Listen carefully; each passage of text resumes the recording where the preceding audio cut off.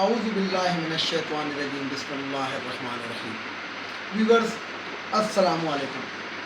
Viewers میں ہوں آپ کا میزبان سید احمد سمیع اور آپ دیکھ رہے ہیں سید احمد سمیع یوٹیوب چینل راولپنڈی اسلام آباد سے۔ ویورز آج پھر دوبارہ میں بات وہیں سے شروع کروں گا، وہ جو ایک لاہور میں جو عائشہ اکرام نامی جو ٹک ٹاکر تھی وہاں سے۔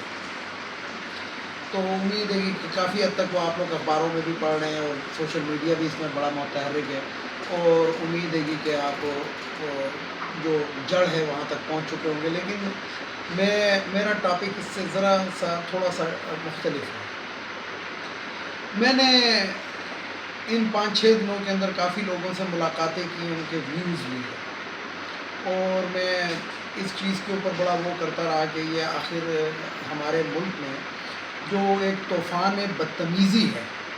جو ٹین ایجز کے اندر ہے وہ کیوں ہے۔ تو وہ اس کا لب لباب یہ ہے کہ آپ نے جیسا کہ دیکھا ہوگا اب کہ جو بھی حکومت ہوتی ہے بجٹ پیش کرتی ہے تو اس کے اندر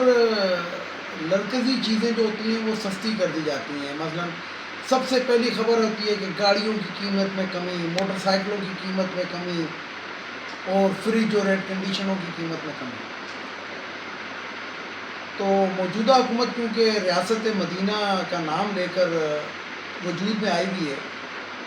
تو میں آج ایک بات کر دیتا ہوں،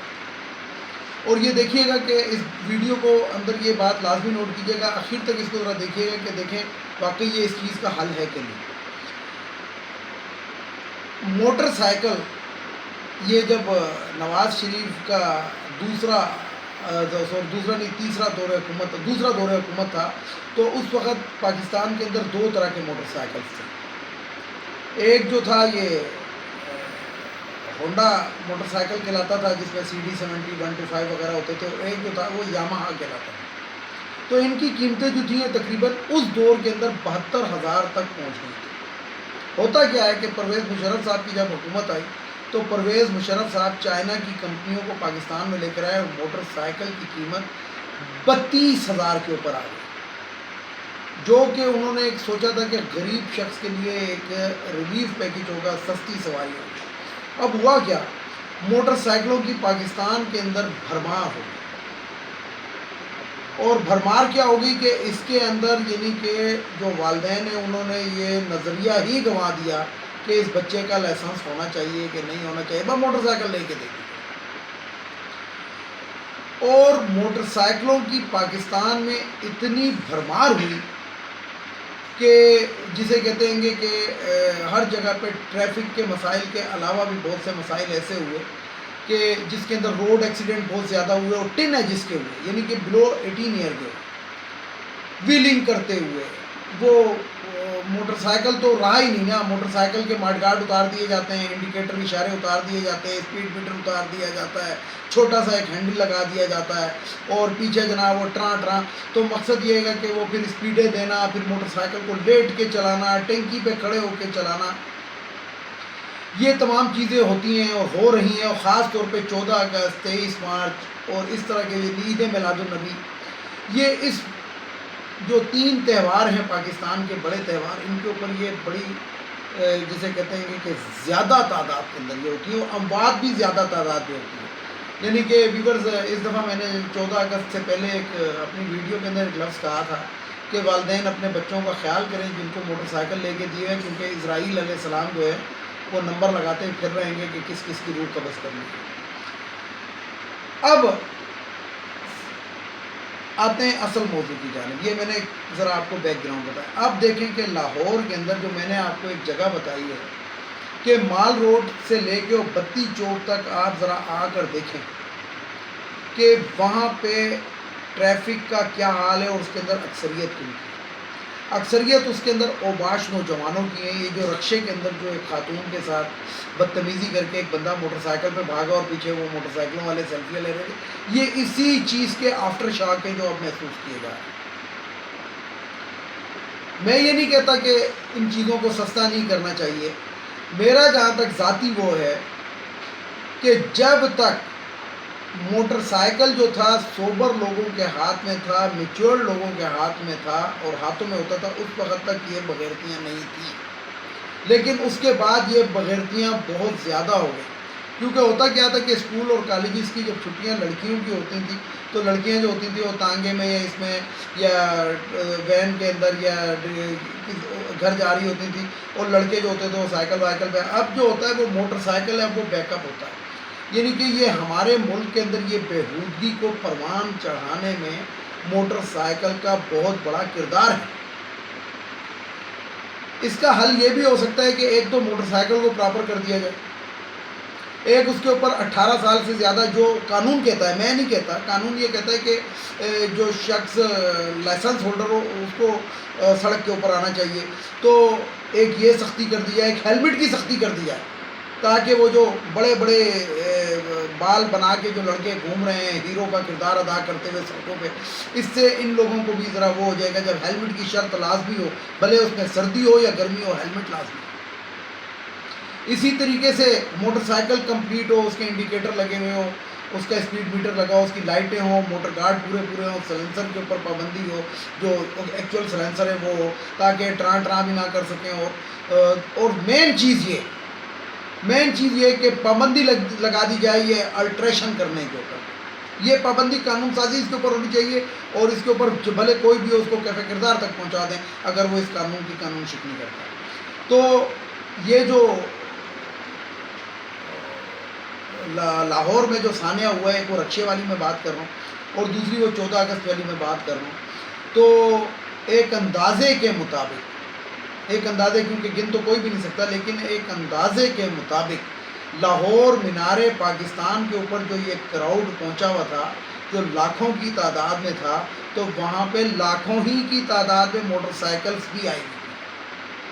اور پارکنگ میں جگہ ختم ہو چکی تھی، اور اس کے بعد انہوں نے فٹ پیریوں کے اوپر اور جنگلوں کے ساتھ تالے لگا کر وہ موٹر سائیکلیں اپنی کھڑی کی ہوئی تھی. تو بات یہ ہے کہ حکومت کو چاہیے کہ اب جو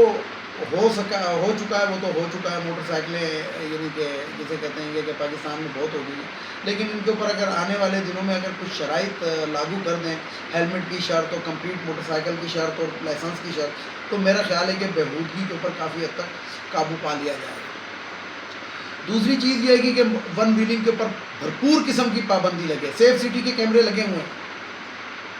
اسلام آباد میں بھی لگے ہوئے ہیں، راولپنڈی کے اندر بھی لگے ہیں، ہر جگہ پہ تقریباً لگے ہوئے ہیں. تو سیف سٹی کے کیمروں سے جو علاقے کے اندر، جس علاقے کے اندر ون ویلنگ ہو رہی ہے، اس علاقے کے ایس ایچ او کو معطل کر دیا جائے.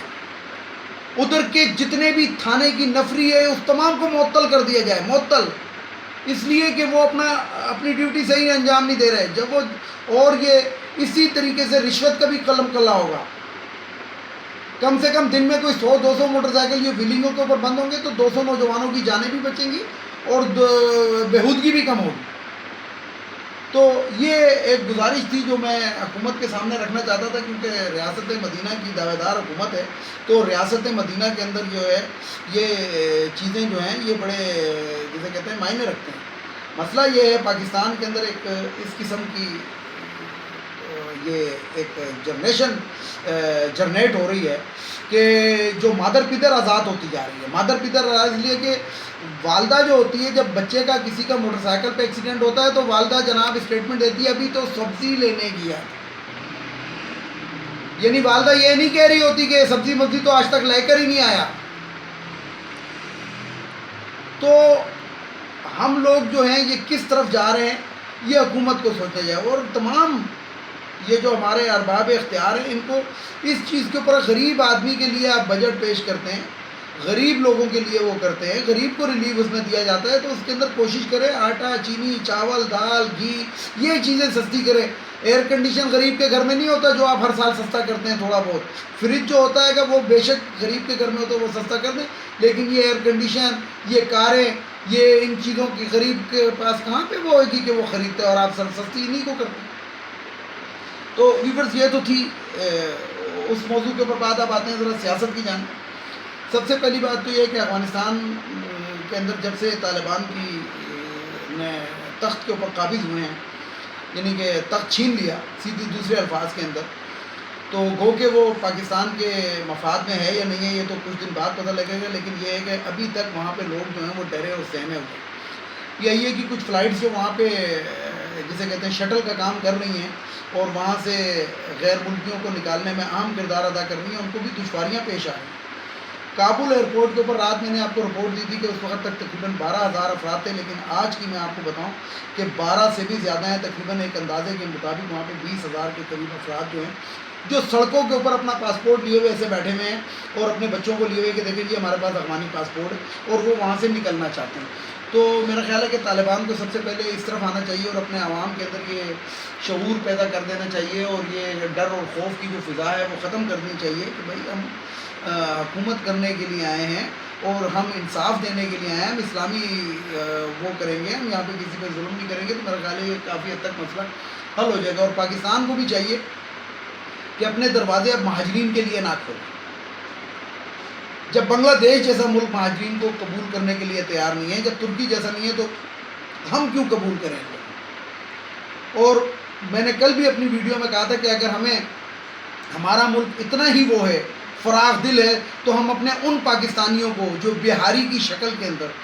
بنگلہ دیش کے کیمپوں میں آج تک محصور ہوئے ہیں 50 سال سے، اور وہ صرف پاکستان کا پرچم لگائے ہوئے وہاں پہ بیٹھے ہیں کیونکہ ان کے دل میں پاکستان کی محبت ہے، اگر لے کر آنا ہے تو ان کو پاکستان لے کر آ جائیں اور ان کو نکالیں. وہ بھی تقریباً اتنے ہی ہیں جتنے مہاجرین پاکستان کے اندر ہیں، اتنے ہی بہاری بھی ہیں بنگلہ دیش کے اندر. تو ہمارا کام ہے، وہ ہمارے بھائی ہیں، انہوں نے ہمارے ملک کی خاطر ہمارا جھنڈا آج تک انہوں نے سینے سے لگایا ہوا ہے، مکتی بانی سے وہ لڑے تھے. تو ان کو پاکستان لانا چاہیے، نہ کہ ان جیسے مستنڈوں کو جو یہاں سے کثیر زر مبادلہ اپنے ملکوں کو بھیج رہے ہیں اور اپنے ملک کو بھیج رہے ہیں اور پاکستان کے اندر بدنامی پھیلا رہے ہیں. ان لوگوں کو اب قبول کرنے سے پاکستان کو انکار کرنا چاہیے. تو یہ کچھ اس قسم کی بات تھی کہ جو میں نے آپ سے کرنی تھی. ایک دوسری بات یہ ہے کہ جیسا کہ آپ کو پتا ہوگا کہ مریم صفدر کے بیٹے کی شادی ہونے والی ہے بڑے ہائی فائی ہوٹل کے اندر، لیکن وہ نہ صفدر صاحبہ جا سک رہے ہیں، نہ مریم صاحب جا سکتی ہیں، کیونکہ میں یہ جان بوجھ کے یہ الفاظ استعمال کر رہا ہوں. لیکن دوسری طرف میں آپ کو بتاؤں کہ برطانیہ میں نواز شریف کا جینا دوبر ہو گیا. وہاں پہ ایک لڑکا ہے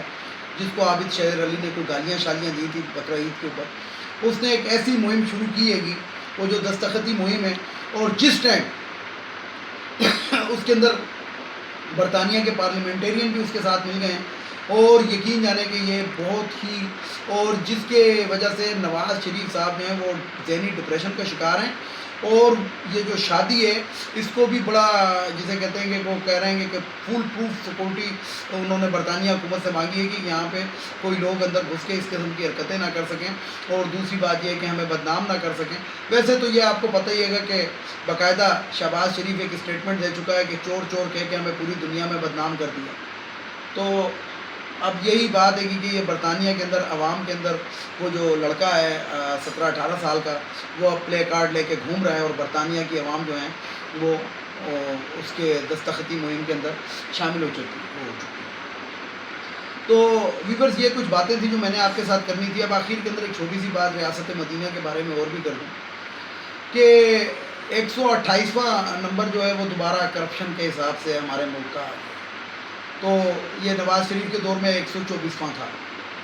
تو بات یہ ہے کہ کرپشن ہر دور کے اندر ہو رہی ہے، اور کیوں ہو رہی ہے. تو جب تک ہمارے وہ ادارے کہ جو انصاف فراہم کرتے ہیں وہ صحیح نہیں ہوں گے تو کرپشن ہوتی رہے گی. میری مراد عدلیہ سے، عدلیہ جن کا کام ہے کرپشن کو روکنا، انہی کی عدالت کے اندر، انہی کی کچہری کے اندر 50 روپے والا اسٹامپ پیپر جو ہے وہ 250 روپے کا بکتا ہے اور ججز کی آنکھیں بند ہیں. انہی کی کچہری کے اندر جو فوٹو اسٹیٹ جو باہر 1 روپے کی ہوتی ہے ادھر 8 روپے کی ہوتی ہے، لیکن ججز کی آنکھیں بند ہیں.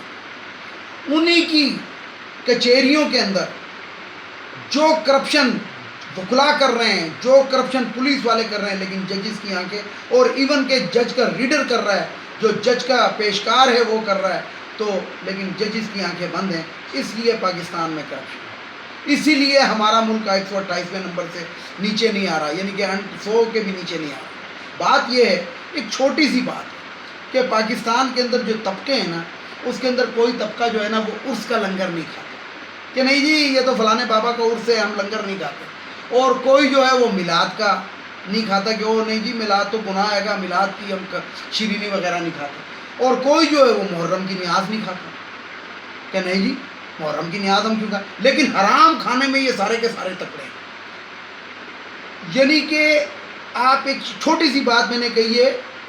اب اس کو آپ سمجھ لیں کہ حرام کھانے میں یہ سب کے سب تکڑے ہیں، اور ویسے اگر ان کو پوچھا جائے تو کوئی عرس کا لنگر نہیں کھاتا، کوئی میلاد کا نہیں کھاتا، کوئی محرم کا نہیں کھاتا۔ ویڈیو کو لائک کریں، شیئر کریں، سبسکرائب کریں، بیل آئیکن کے بٹن کو ضرور دبائیں تاکہ میری نیکسٹ ویڈیو آپ کو مل سکے۔ اس کے ساتھ ہی اجازت چاہوں گا، اجازت چاہنے سے پہلے کچھ الفاظ، ایک تو یہ افغانیوں کو ہمارے ملک سے چلا جانا چاہیے اور حکومت کو چاہیے کہ ان کو یہاں سے ڈسپیچ کریں۔ دوسرا، یہ جو خواتین کی مخصوص نشستیں قومی اسمبلی، صوبائی اسمبلی، سینٹ، یہ ختم ہونی چاہیے۔ تیسرا، وہ جو لندن بھگوڑا بھاگا ہے وہ واپس آئے، اور چوتھا ہماری جو عدالتیں ہیں جن کا میں نے تھوڑا سا آج آپ کو ایک اور بات بھی پہلو بھی بتایا، ان کو چاہیے کہ یہ انصاف فراہم کریں اور اپنے ججز کی کرپشن دیکھیں، اپنے وکلاء کی کرپشن دیکھیں، اور ان کی بیویوں کے آنسو نہ دیکھیں۔ اس کے ساتھ ہی جاتا ہوں گا تمام دیکھنے والے سننے والوں کو اللہ حافظ، اور آخر میں وہی نعرہ، پاکستان زندہ باد۔